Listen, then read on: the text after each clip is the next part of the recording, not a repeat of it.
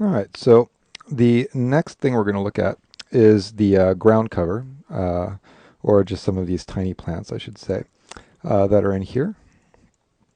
And so for these, like with the other plants, I started with a PaintFX preset, one that's actually called ground cover, and just made some changes to it so that it would work better for what I wanted.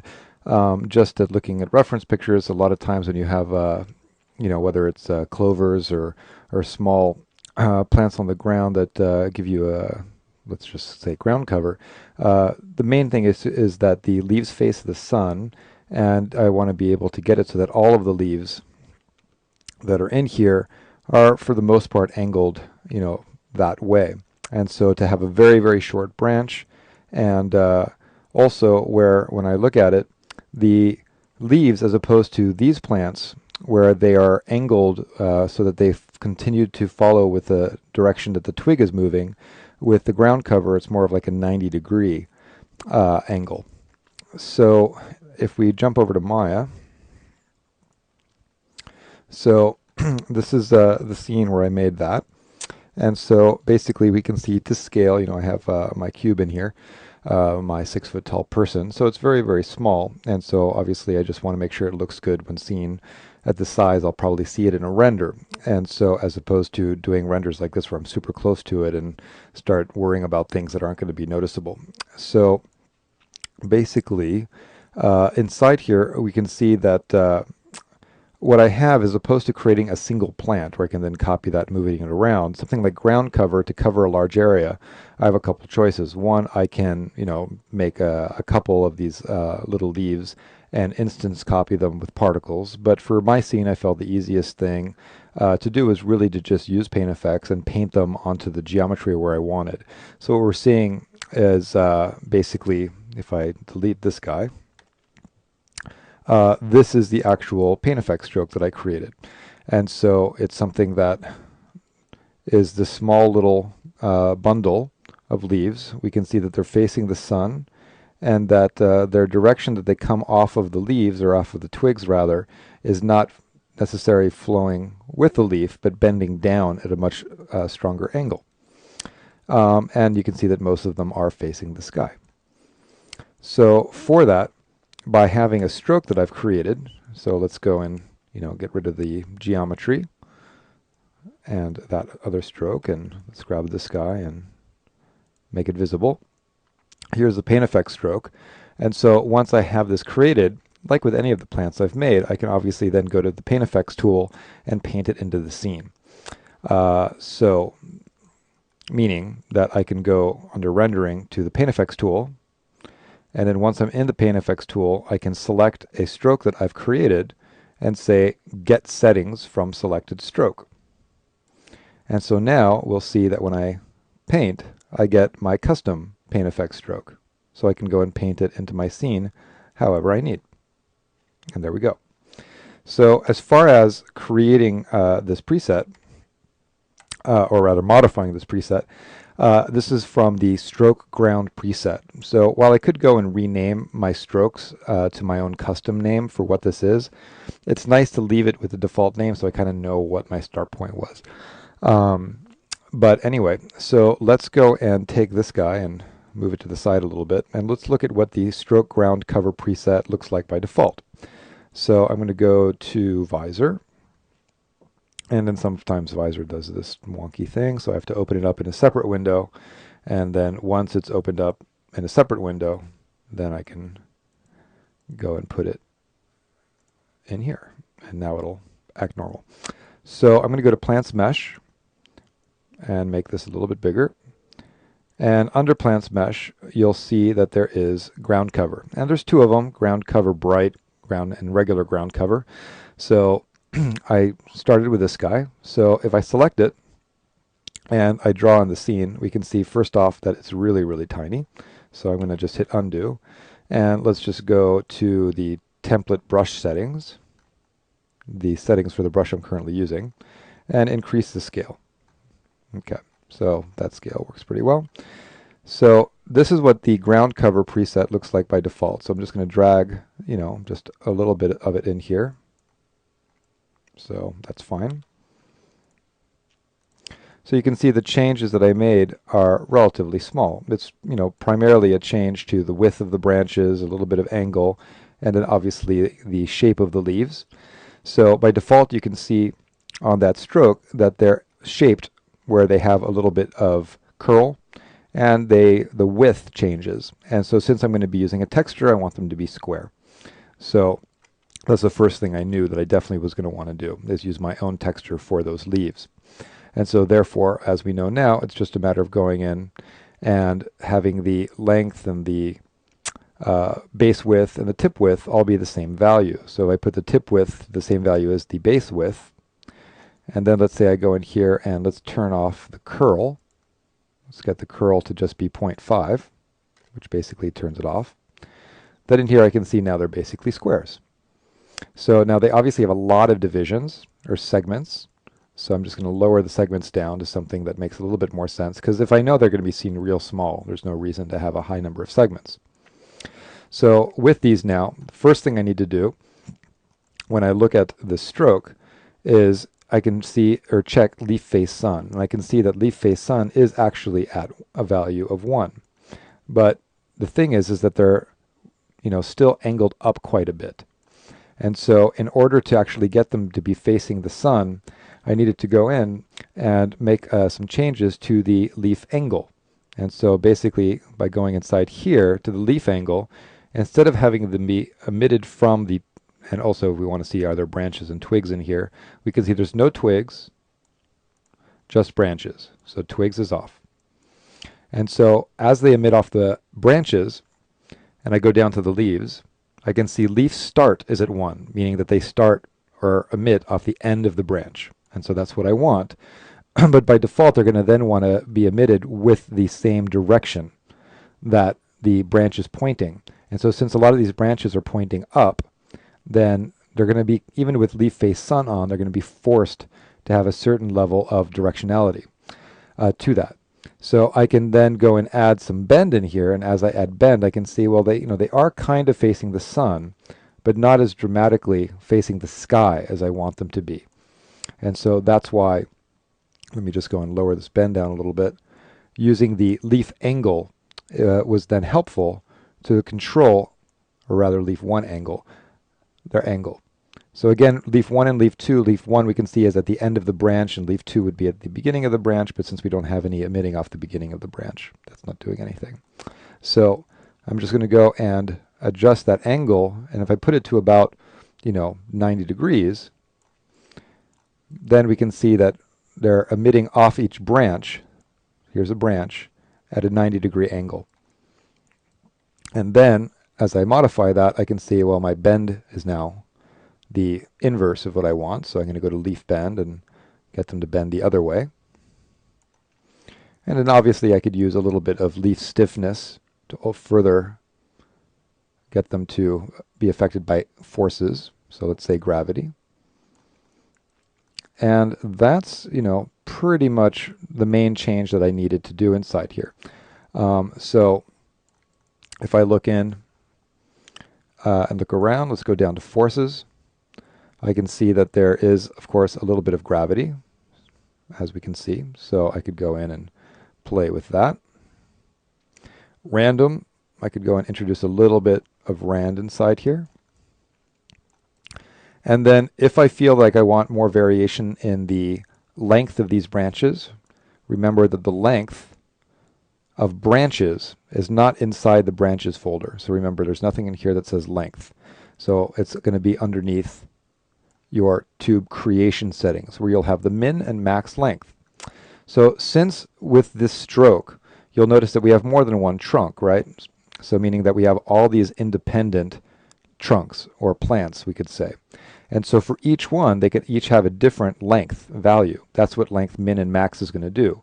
So based on your tubes per step, which is how many tubes are drawn for a certain length of curve, so you can see if I increase tubes per step, it's going to get a lot more dense.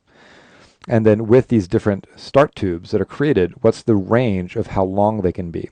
So if I increase the max length inside here, then we're going to have, you can see some that are shorter and some that are longer.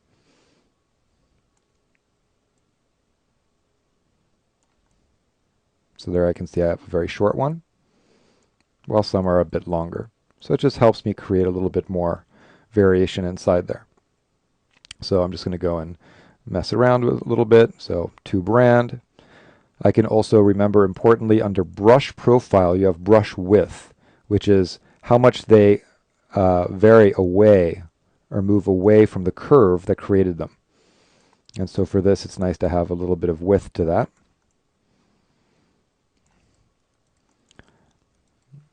And then messing around with the length variation. So maybe a little bit taller on some of them. Also, these tubes are a little thick, so the tube width I'm going to adjust. So width 1 is the tip or width at the base versus the width at the tip. So I just want these to be a lot thinner. And then down here, I have my number of branches at 2. So if I put it to 3, we're going to obviously get a little bit too many. So each individual trunk that's coming out, I only wanted to create, 1 or 2 leaves. So if I put it to 1, then obviously we're just going to get 1 leaf per branch. And we can see that 90-degree angle inside there. So sometimes a tube, you'll see, won't get a leaf there, just it's sort of not terminating it. That could be leaf dropout. So leaf dropout you can see is at 0.155. So some of the leaves randomly get deleted. So if I put leaf dropout to 0, every branch gets a leaf. So if you like having some branches with no leaves, then you can use leaf dropout for that. But I'm going to put leaf dropout to 0.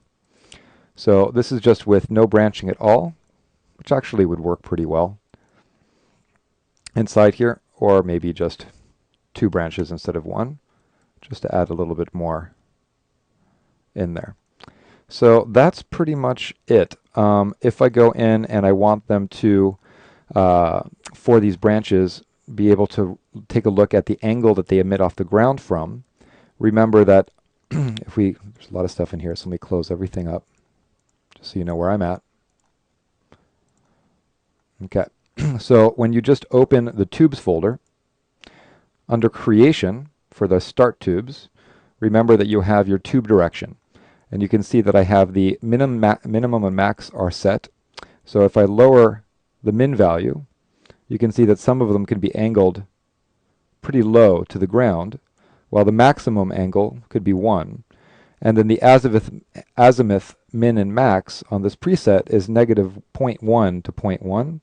But if I put that to negative 1 and 1, you're going to see more random directions. Some are bending to the left, some are bending to the right. So this means that basically they could bend in any possible direction. And then as far as their angle, if I put it to 1 and 1 for min-max, they're all going to be going straight up. Well, if I lower the min value, then it just gives me a little bit more variation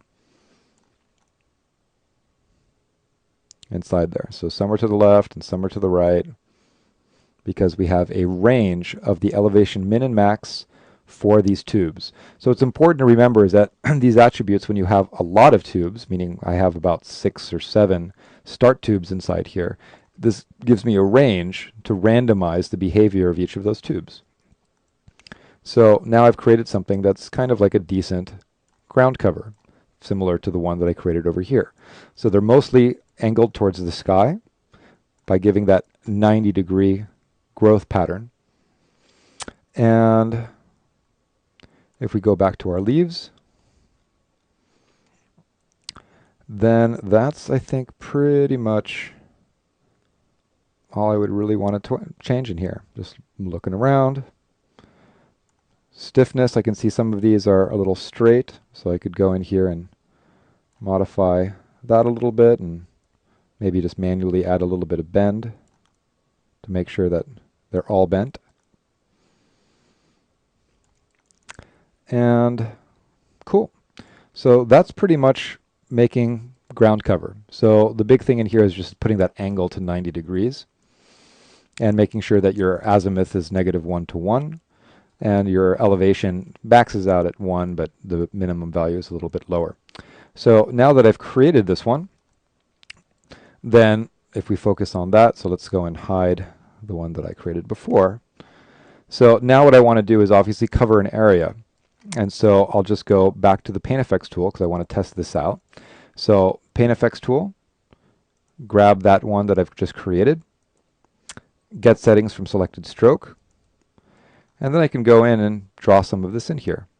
So obviously if I feel that the brush radius should, I want to cover a larger area, I can always go to the template brush settings, and under brush profile we can see that if I increase the brush width versus decrease the brush width, I can control how wide that brush is. So if I put the brush width to a value of 5, obviously it's going to fill a much larger area very quickly. And I can just keep drawing, and we got a bunch of them. So it really depends on the geometry that you're painting on what you need that brush width to be. So in here, I think that, leaving it at a value of around 0.5 is fine. So let's go and draw some of this in here. I'm just filling an area. And then once I have it, then I want to convert this to poly. So I'm going to take that stroke, modify, convert, Paint Effects to polygons. Everything's fine, hide the stroke. So now I have this poly object. So I'm just going to go and make sure I go in here, and for my poly mesh, that looks fine. For the original stroke that's inside here, I'm just going to go and hide it. And now we want to get a shader on it. So if I go into Hypershade, so I do have a very, very simple shader, which is just for the branches. So select the branches and assign that. So like I mentioned before, if you want to just put a solid color, you still need to gamma correct it. And so for the branches, I put a gamma correct node into the diffuse on my MI material, and then just put the color that I want for the branches right there. So that's assigned to that. And then for the leaves, we'll see that if I look at the render that I had done earlier, that I have different colors of leaves. And so the way that I did that is if I go and take a look at my leaf shader, then I'm using a texture in here that is a 3x3. So if I go in and let's take a look at it. So it's a fig leaf front 3x3. And the texture that I have in there, all of the leaves are the same, but I've changed the size on them. And so meaning some of them are big and some of them are small. And so that's something that I felt was important for the ground cover, is that they're not all exactly the same size leaf. And so with Paint Effects, you don't really have a way to randomize the leaf size. You can have the leaf size decay as it goes along the branch. So the leaves at the end of a branch are smaller than the leaves at the beginning of a branch, but you can't just randomly change size. So the way that I do that is I do that via my texture. And so meaning if I go into Photoshop, and let me find that texture real quick. All right, here it is in Photoshop. So it's the same leaf. It's actually a fig leaf as opposed to clover, but I didn't have a clover leaf sitting around, and this was close enough. And so basically same exact leaf, but you can see different sizes. So I've got some really, really small ones, and that's about it. So that's just a simple way to randomize the size. And so if I go inside here, obviously I need to run my script. So again, I could just hit the button, or I can just drag this in here. So I'm going to do a 3x3 tile on the leaves. And then in Hypershade, let's go back to the leaf shader. And for my fig leaf, you can see that I do have one where I've got my color map, my SSS or translucency map, which is basically either the back of the leaf, or I just take the texture that I make for the front of the leaf and make it a little bit lighter and less saturated, and that's what's going into the translucency color. I've got a bump map, which is a grayscale version of the color map with levels adjustment, same thing with the spec, and I've got the transparency map, which just has all the veins in it, like we've talked about as well. And so that's the shader. So the only thing in here that's kind of neat, that's different, is since they all have the same leaf texture on them, to randomize the color, I just made this simple grid in Photoshop. So just a 3x3 grid that's mapped to the color gain on both my diffuse color and translucency color. So it's a multiplier. So I can see under color balance, the color gain has been mapped. And so this texture just looks like this. And so whatever's white is not going to change the texture because white has a value of 1. 1 times something is the same thing. So these three leaves are going to be the same color, while you can see in here that the other ones just get their color adjusted a little bit. And so I can basically have one leaf texture, but 3 or 9 different types of variation of hue applied to them through a multiplier. And you can do it through color offset if you want to make things brighter. So this texture is really simple. So, if I go into Photoshop and take a look at that, and then here it is. So in here, I put like little smudges in there for whatever reason back when I made this. But you can see just very, very simple. So just solid colors. And then I have this one too. I'm not using it in this scene.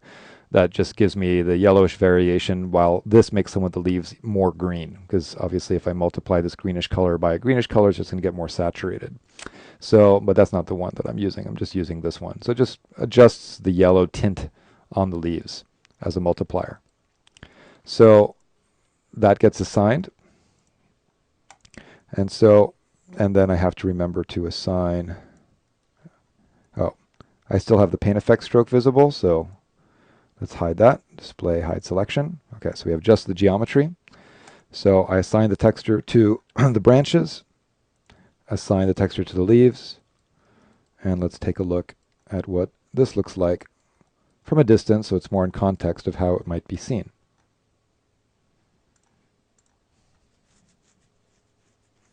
And just let this render real quick. Okay, and there we go. So as opposed to the one that I created before, this one had a little bit more density, which means tubes per step would be increased, as opposed to this one that I just created with you, where we can see that it's just, it's not super dense. But that's a very easy change to make. So, because of course, if I delete this geometry, get the stroke to be visible, and I want to increase the density along the curve that I've drawn, then we go to tubes, creation, tubes per step. So now it's at 1.4. So if I increase that, you're going to see it's going to get a lot denser. So look at the poly count. So you can see here, if I had put it to 1.4, then the poly count is only 15,000. So as I increase the tubes per step, we get more and more of these leaves in here. So you can see now I can put it to that, and now we have 30,000. So we've doubled the density on that.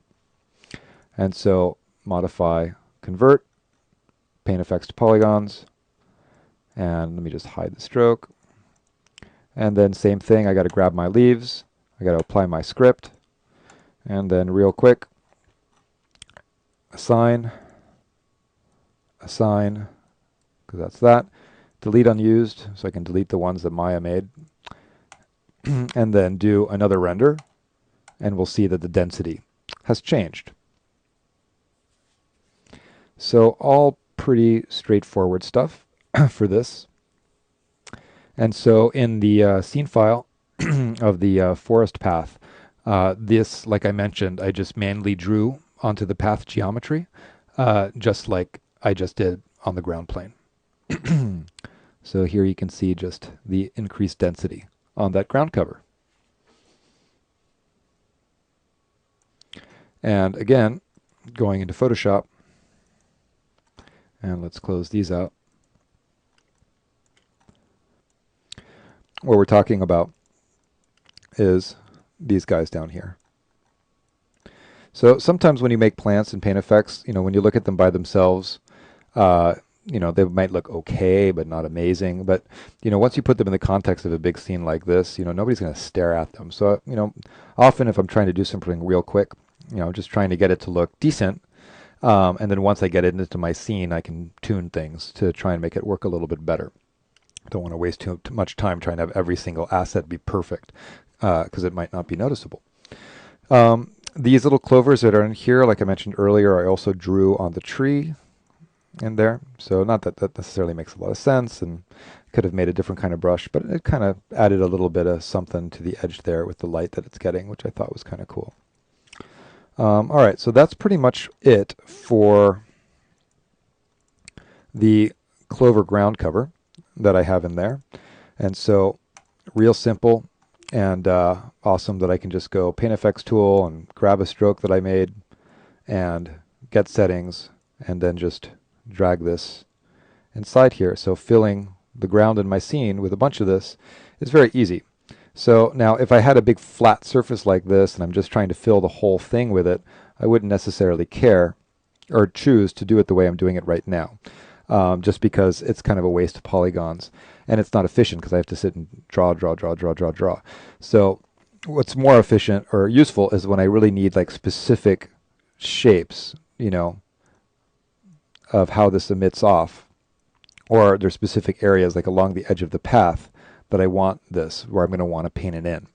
So filling a large area, I would choose to maybe do it with particles and instancing, like we talk about thoroughly in the next DVD when we get into grass and talk a lot about the instancer and how to use it.